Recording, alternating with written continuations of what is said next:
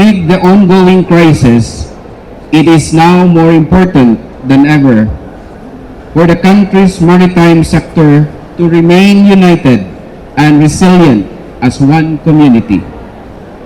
The staging of this Maritime Expo, alongside our active participation and steadfast support, reflects our strong commitment to advancing the maritime industry and pursuing excellence despite the many challenges we have faced in recent years. From the devastating earthquake that struck Cebu to strong typhoons, the global pandemic and that tested our limits, and now the ongoing energy crisis. These experiences have only strengthened our resolve, highlighting our resilience and unwavering dedication. This is also a time when we must harness the collective support of our sectors to effectively overcome current challenges and move steadily toward our recovery. In solidarity with the maritime community, the Cebu Port Authority is doing its part to help mitigate the impacts of the ongoing oil crisis.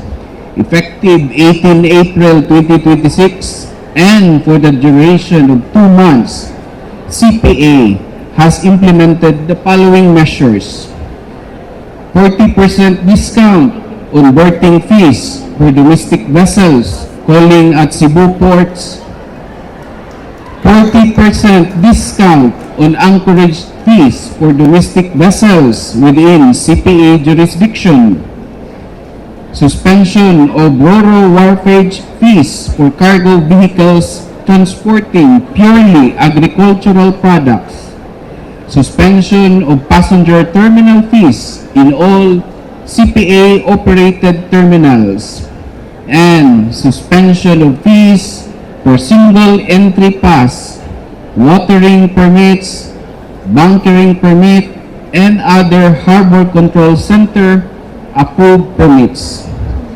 These measures position Cebu Port Authority to absorb the port's operational cost while ensuring the uninterrupted delivery of essential port services, including infrastructure maintenance, utilities, sanitation, security, and emergency response.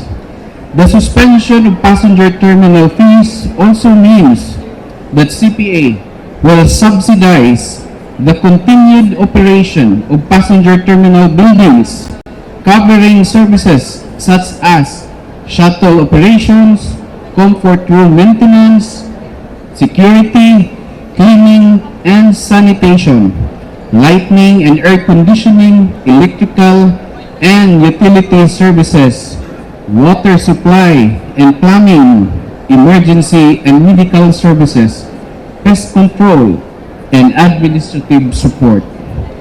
These initiatives will undeniably impact CPA operations. In fact, initial estimate shows that within the first 2 days alone, around 1.9 million in revenue has already been waived. But despite this, we remain steadfast in our commitment to support our port stakeholders during this challenging period. Our priority is to ease the burden on port stakeholders and ensuring continuity of port services. Rest assured that Cebu Port Authority is one with the Philippine maritime sector, and we will continue working to sustain and further strengthen Cebu's standing as one of the country's premier maritime hubs. Once again, we thank you for this opportunity, and we look forward to working together to explore better and even greater possibilities. May this 3-day activity be both meaningful and productive. Thank you very much, and maayong buntag kanatong tanan.